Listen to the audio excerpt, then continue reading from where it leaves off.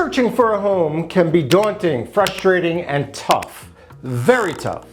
But there are certain types of homes that I have told my clients absolutely not to buy. They may have fallen in love with the house, but I have told them not to purchase certain types of homes. Now, I've seen a lot of homes in my day, and there are some houses that I wouldn't even consider buying. I'm going to share with you the type of houses that you should avoid, or at least if considering, be very, very cautious. Let's get into it. Number one, investor flipped homes. First of all, investors are going to purchase distressed properties where they think they can make money. They are there to make as much money as possible. They're not here to give us super pretty, perfect homes. Oftentimes they cut corners, they have poor work and quality. Now, flippers often will prioritize speed over quality, which potentially can lead to a long-term issue for you, the buyer. They can be pretty good at hiding things that may be very costly to repair later on. They can make good superficial improvements, but just like a car, the car can look beautiful outside, but what's going on under the hood? When we're taking a look at these type of houses, which I would tend to shy away from, you have to pay attention to detail and check for signs of sloppy work, sloppy painting. And if you can see something with the naked eye, all you can do is imagine what's behind the walls. Typically, electrical systems, plumbing systems, HVAC systems, those are the large ticket items, roofs. They may be covered over. So if you're thinking of having a look or considering one of these flip type homes, one of these homes owned by an LLC or a private investor, you're gonna have to do a very thorough inspection. Number one, it's gonna cost you money to get an inspector. And in certain states, like here in North Carolina, we have what we call a due diligence period where we actually offer a due diligence fee, which allows us to inspect the house. And typically, if you're fighting for a good house, those fees are often pretty large. Now, you can get out of the contract, but you're going to forfeit that due diligence fee.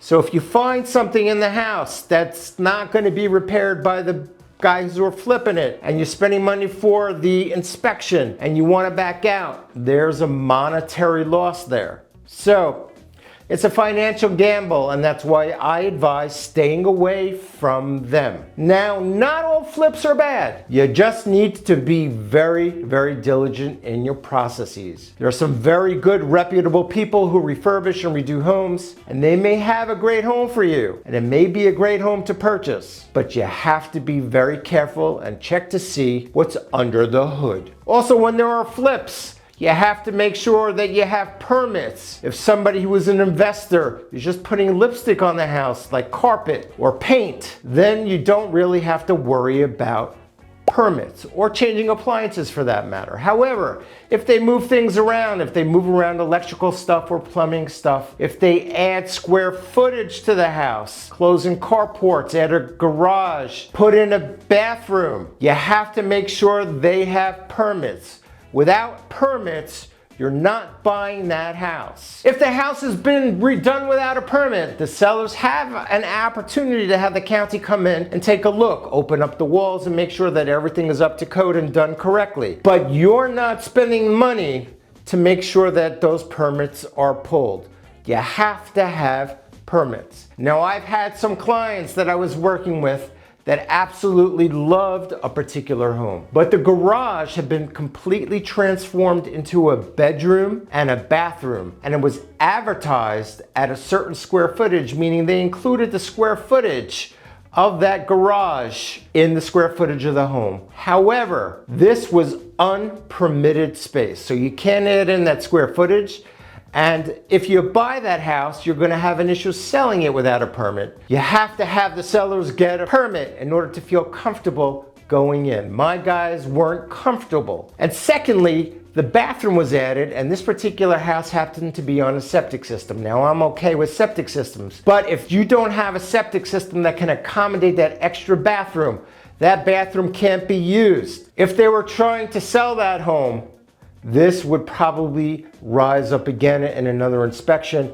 Without a permit, you don't buy the home. Other types of homes that I hate and I advise strongly against purchasing are homes that are near electrical towers or electrical wiring.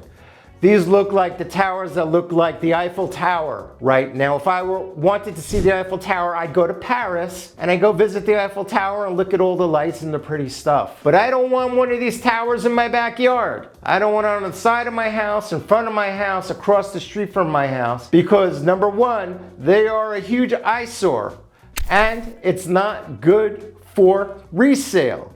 They have a negative stigma attached to them and they will and can affect the value of your property. It's also going to limit the number of buyers that are going to be interested in purchasing your home when you actually go to sell. Now, there have been many scientific studies that have shown that these properties or these electrical towers have no effect on a person's health. Despite those studies, guys, showing no physical harm from electrical or magnetic waves, perceptions do matter. Any potential buyer is going to have the same concerns. It's a common concern and it is a problem. Stay away from it. I have been with many clients over the years where we have gone into neighborhoods and when they see the house with one of those towers in the backyard or in close proximity or across the street, they don't even want to bother looking inside. They are not interested and they tell me, Eli, let's not even go inside. Google Maps is very helpful at this point where you can try and see if there are any towers located nearby. Locally, I know where a lot of the towers are in a lot of the neighborhoods. There's actually a neighborhood here in Charlotte. In fact, there's a famous retired NFL football player who had his home built in there and his wife got sick. Now, we don't know what caused her to get sick, but you know, those towers are always in the back of your head. He sold the house, built another one in another neighborhood. So I strongly advise against purchasing a home with one of those Eiffel Towers in close proximity. It is a problem. I've had other people who wanted to build custom homes, multi-million-dollar homes in neighborhoods where there was land. However, there are towers all around these neighborhoods, and I advise them against it.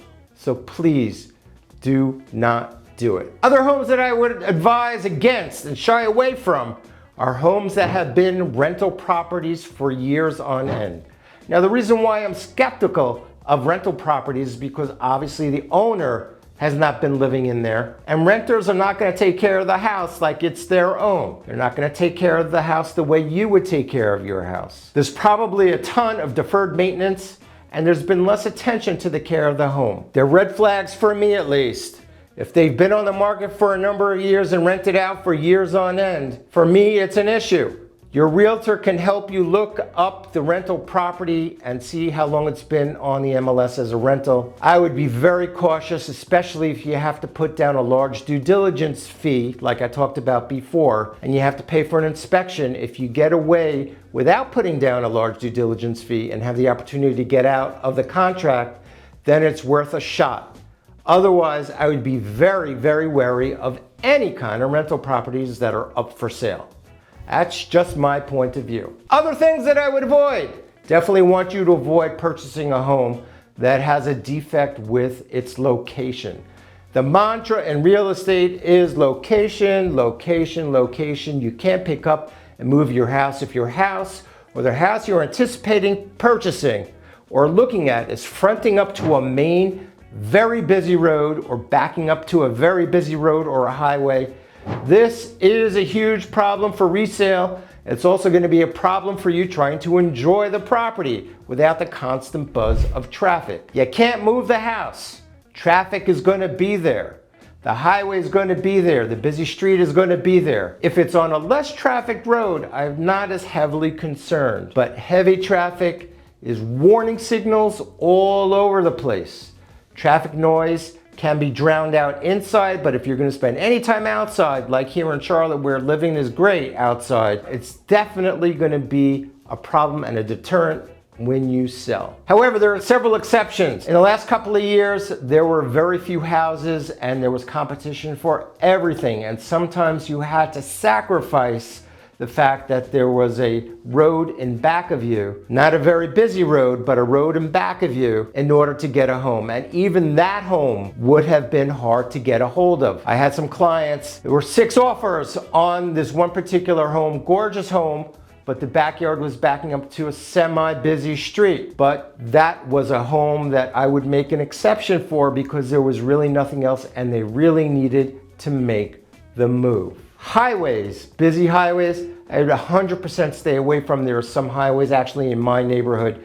There's homes backing up to a highway. So much freaking noise. It's just buzz, buzz, buzz, 24/7. It's ridiculous. Now, another exception to this rule are in some affluent areas around the country. There are some streets or homes on streets that are fairly trafficked, but they're some of the most charming areas, especially here in Charlotte. I know in Chicago there are some areas that are gorgeous and stunning with homes. There are some relatively busy streets, not highways per se. These neighborhoods hold their value no matter what. And if you don't have too much noise and you can deal with it, it may be worth purchasing if it's something that you love. Other types of homes that people have told me that they don't want to be nearby. They don't want to be near fire stations, police stations, hospitals, schools because of potential noise.